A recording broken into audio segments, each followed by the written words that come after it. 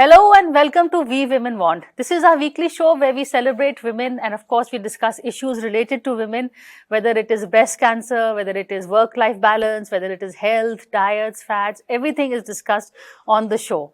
But today we have a very, very special guest. I have with me one of my favorites actually, Lakshmi Murdeshwar Puri. She's an author and a diplomat. She was in fact the youngest entrant to the IFS, went on to serve at the UN for 15 years. We've all read her first book, Swallowing the Sun, which has won several literary awards and will soon be made into a OTT series also. But today we're talking to her about her next book, which is The Sari Eternal. I have a copy of it here. In this, she weaves a lovely narrative highlighting how the sari has always been such an intrinsic part of Indian womanhood. From the Indus Valley civilization onwards, she delves into our myths, she delves into our legends, and also the everyday lives of housewives and revolutionary leaders. How you really, you've made me fall in love with the sari once again. It's such a beautiful book. You weave your words so well. Thank you so much, Priya, and may I warmly return the compliment and say that you are my favorite anchor, and not only in the larger sense of television and thinking television. Thank you so much. But also how you take up women's issues and your whole program of We Women Want. So it's wonderful to be back again, and I'm so happy that you feel that I'm actually able to evoke that love of the sari. I would call you a cultural ambassador. Because your book also, your first book, Swallowing the Sun, there was so much about the independence movement, women, how they were empowered at that time, the fight. You brought back an era gone by, and now with the sari, you're bringing a tradition. As you said, a second skin. You're bringing the love for sari back again. I must really congratulate you. Thank you so much on that. But tell me, how did this book come out? It's a very unusual topic. I mean, there have been books written, but you know what I like? It's such a personal, anecdotal narration. But how did you think of the idea? So, some books come as destiny and some books come as free will. And Swallowing the Sun was definitely free will, which became destiny. See, I love this. But the Sari Eternal came as destiny because David Davidar, the publisher and editor of Aleph Books, he came to me with this idea that I should write a book on the sari as part of the Essential India series. And he said that no one better than you to write it, because you wear the sari almost as second skin, as I have said in the first para itself of the book. And you have kept faith with it, and I want you to write it. So I said, but what can the book pretend not to be? We have the most glorious encyclopedias. We have beautiful coffee table, lushly illustrated coffee table books. How can I compete with all of that? And how can I dare to write on the sari with the same depth and knowledge? And so he said, no, but this is to be a different book. It is to be a short book that will make both aficionados and those who don't know about the sari, the dilettantes, fall in love with the sari. And I'm so happy you began. David, mission accomplished, really. So, and to bring out how quintessentially sari is part of India and Indian womanhood. So I think that's what, and he, gave me the freedom to do what I want to do with it. So that's how this book came about. And it is, as you said, a book that is my self-realized vision of the sari. It is it is also through the eye of imagination. And there were times when, David would come back and say, can this really be? Because of course, he's not a woman. Huh. So he doesn't know how one relates to a sari. So this is how so I talked about the 5 senses that the sari evokes. So how can you have taste? How can you have scent? So I have talked about all of that. Tell So David, the eye read of the book. imagination, but also I poured my heart and soul into writing this book. Of course, I had to do research because this is in a capsule, in this, what you hold in the palm of your hand.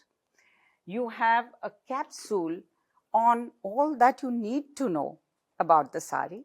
And yet it's not an encyclopedia. It is to tease your Yes. curiosity, to arouse your curiosity, and to make you, first of all, if you are a woman and a girl, to get to love the sari and to wear it.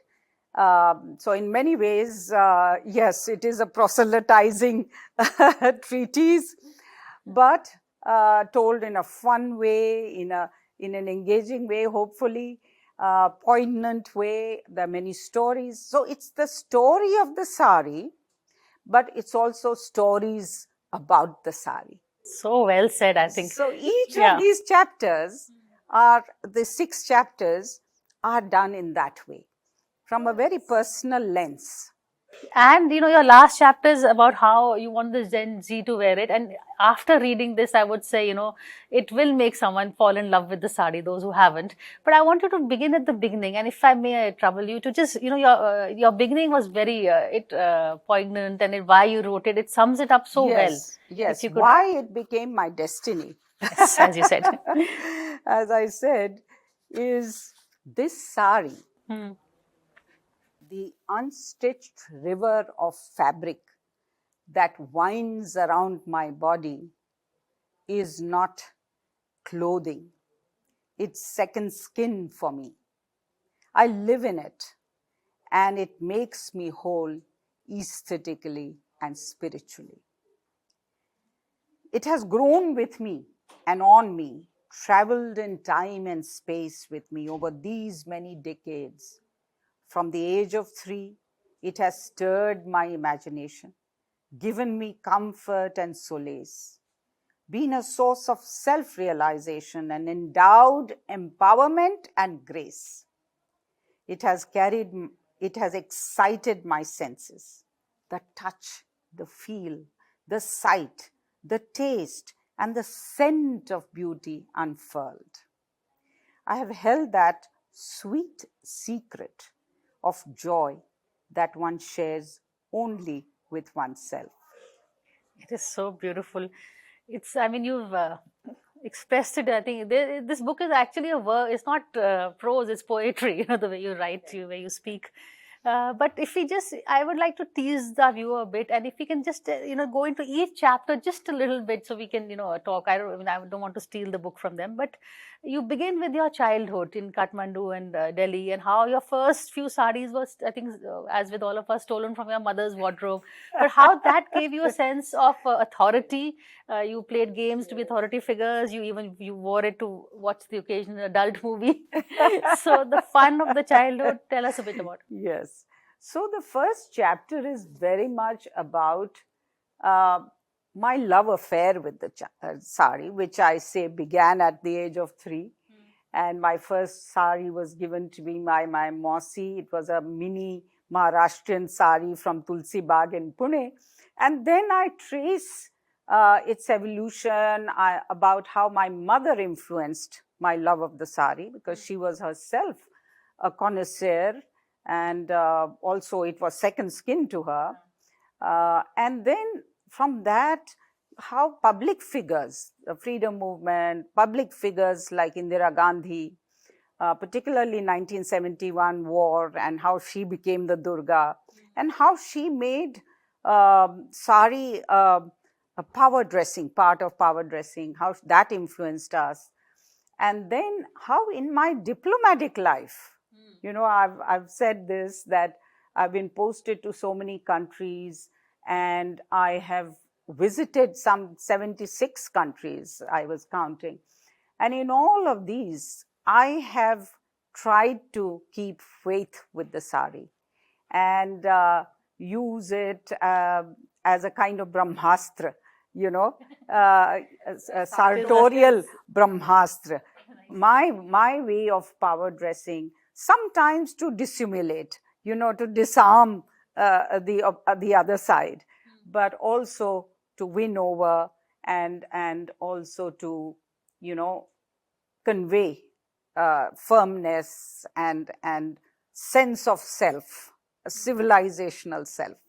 So there is that aspect which has been covered in this. And then with my husband, who is a Sikh, and I've talked about how that has been also a bond.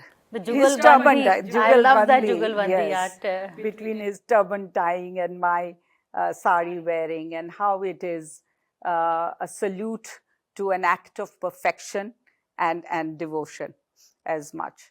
And how he has supported me, and how he, you know, I love it. admires, And he buys you, my goes out of the way to yes, buy you buys, gifts and exactly. saris and saris, yes.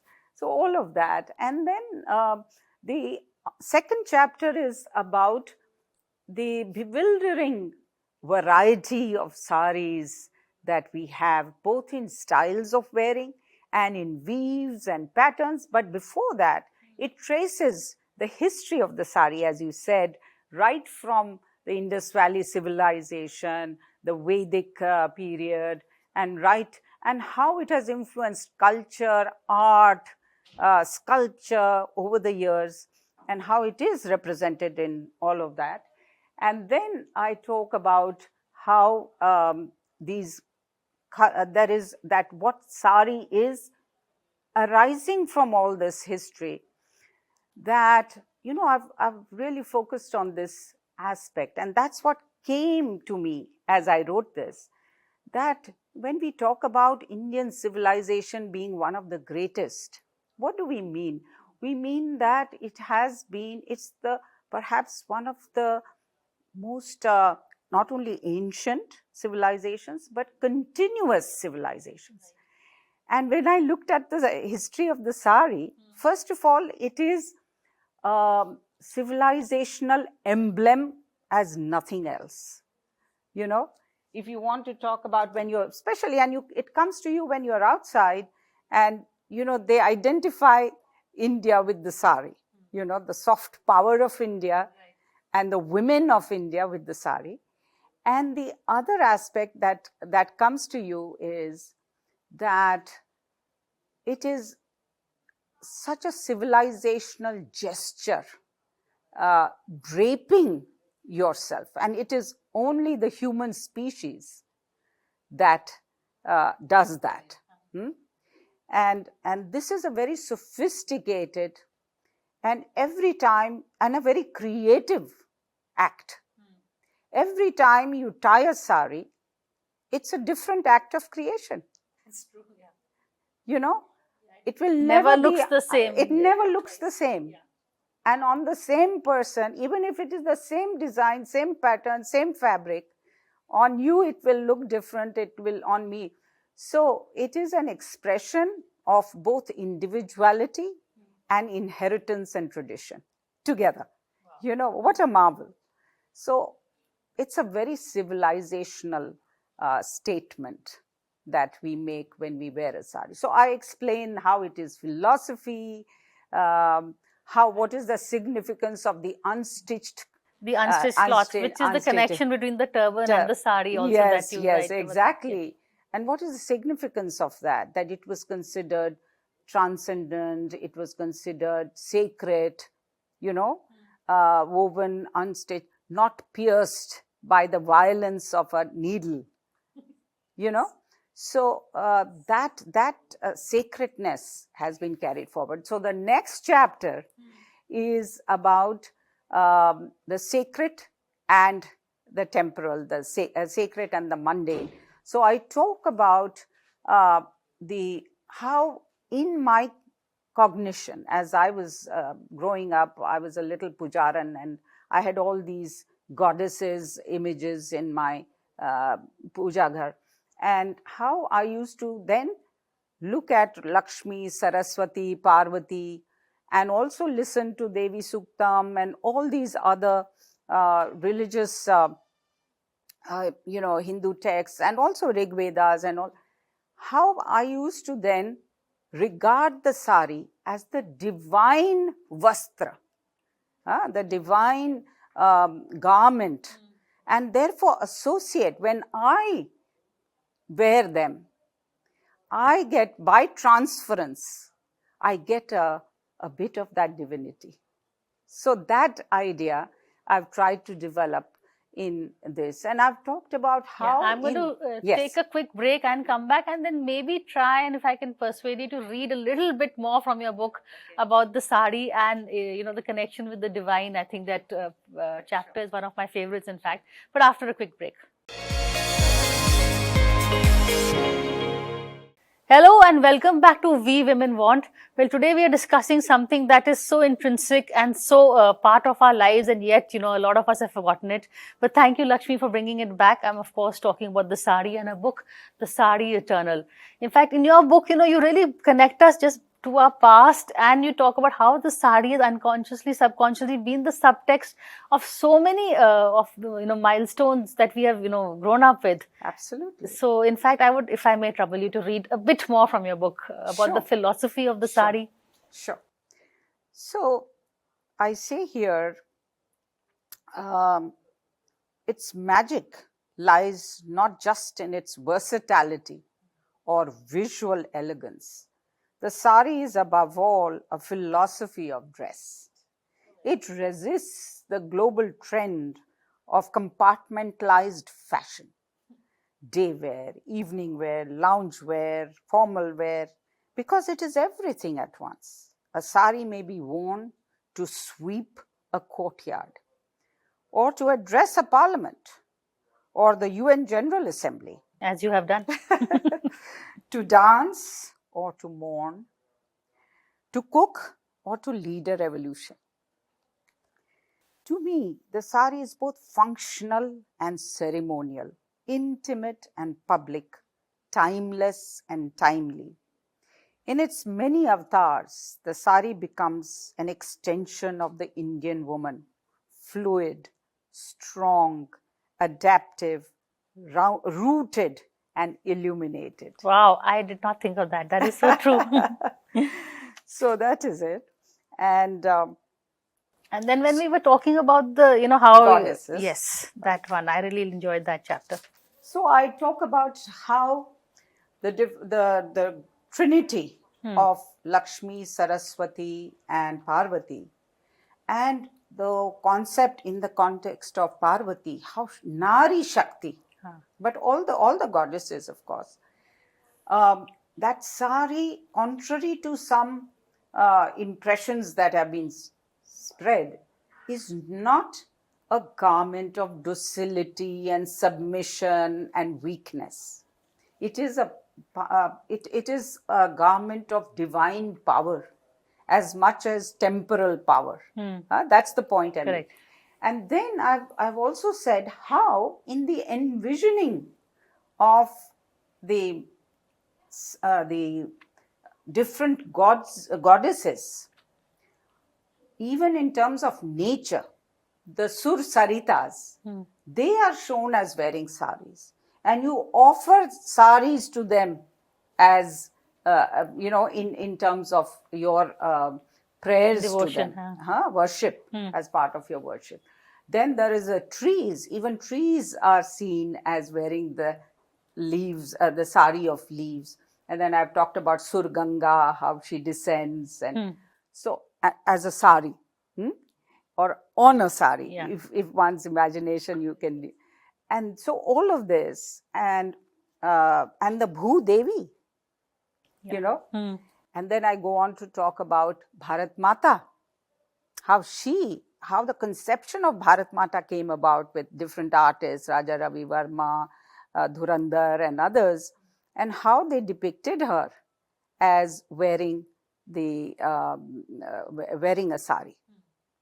So, all of these elements, and then the freedom fighters, the social reformers, today's CEOs, women CEOs, correct. Everyone.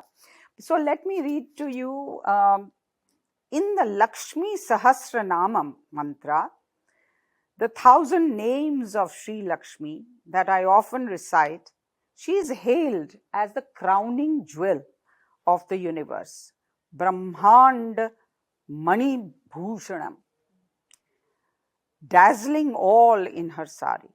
She is Vishwambhara, one who wears the sari of the universe around her.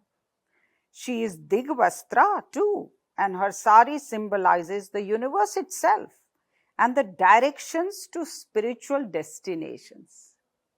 She holds all the powers of the world within the envelope of her sari, including that of giving life as pranada. No, it's you really put it beautifully, and I remember, you go on to talk about the on the two epics also, Yes, Sita and Draupadi, yes.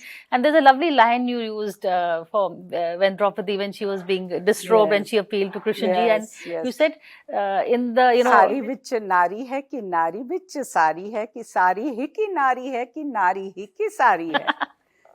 Isn't it? Yes. So when her Vastra Haran is happening, and that was a turning point in Mahabharata, and the war happened because of that. And you're saying he became the Sari Eternal. I remember that. And yes, the Krishna becomes the Sari Eternal. So in that sense also the divinity transference is happening all the time. Certainly in my devotion and imagination, it certainly is. But I have also highlighted another thing, that irrespective of religion, yes, whether it is Muslims, whether it is Buddhists, whether it is Christians, Mother Teresa I've talked about, everyone has embraced the sari. And that is the drape that, binds India together, folds India together. Lovely. That is so lovely, yeah. In all its bewildering diversity, I talk about unity in diversity and diversity in unity. So, which is the paradox of the sari, really. Yes, that's right, exactly. And then you talk about the Bollywood, from the sensuous garment to the Maa Ka Aanchal, the that's sari right. is... Maa Ka Aanchal, the concept of Ma herself, how it is, it revolves around the sari. And I've also talked about Satyajit. So all my favorite, song sequences or scenes from Bollywood, where the sari was telling the storytelling, was telling the story. Where the sari was telling the story. I have highlighted some. And there were so many, but I had to compress it and I had to only give some examples. And I'm sure many of the readers will have their own, visions of what really struck them as scenes or songs or song sequences or dance sequences, dialogues that stand out as sari doing the speaking, for the film, for the heroine, for the actresses. So it made its own statement. It makes its own statement. And Satyajit Ray is another one. Now, I've talked about how in his different films, how the, whether it's Madhabi Mukherjee or it is Sharmila Tagore, each one of their films, those iconic films, the sari spoke as eloquently as the women themselves in their silences or in their speech. Correct. Yeah. So I bring that out, and I know many people have loved the fact that I've invoked some of their favorite songs. And this book has I asked David, Huh. how can you have a sari book without photographs? Of course, the cover is lush and beautiful and rich, but he said, you have to draw pictures With your your words. words. Wow. So, which was difficult, but they have 6 very beautiful illustrations, and I'll talk about this a little later, perhaps. Yeah, Yeah. we kind of out of time, but I do want you to focus on your last chapter when you speak Yes. about what the Gen Z, the next generation Gen Z would make of the sari, and there's a lovely quote by Sabyasachi on that. Right.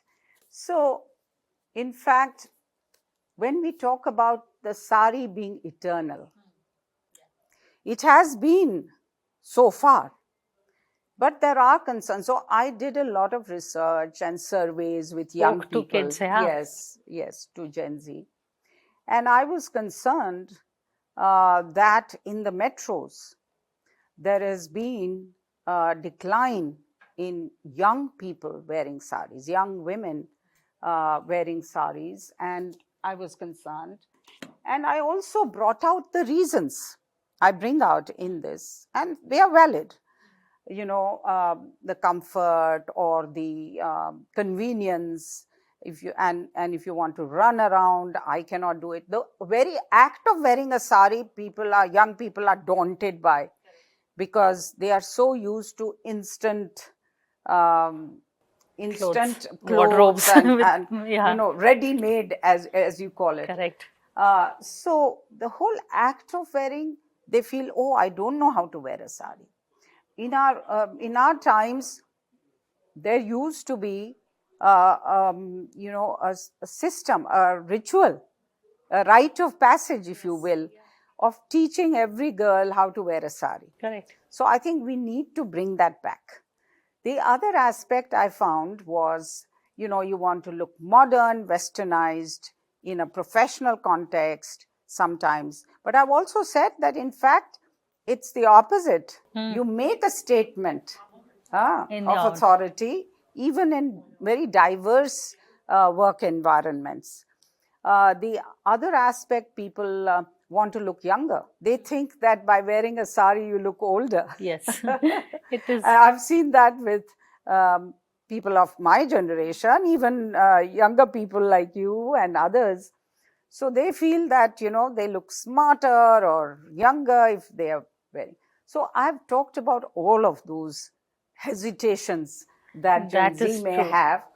But then I tell them about what benefits, why you should be wearing a sari. Quite apart from making a civilizational statement, being self-realized and empowered. And what is very important about Gen Z? Their sense of individuality, that they want to stand out as someone in their own right. And sari enables you to do that like nothing else.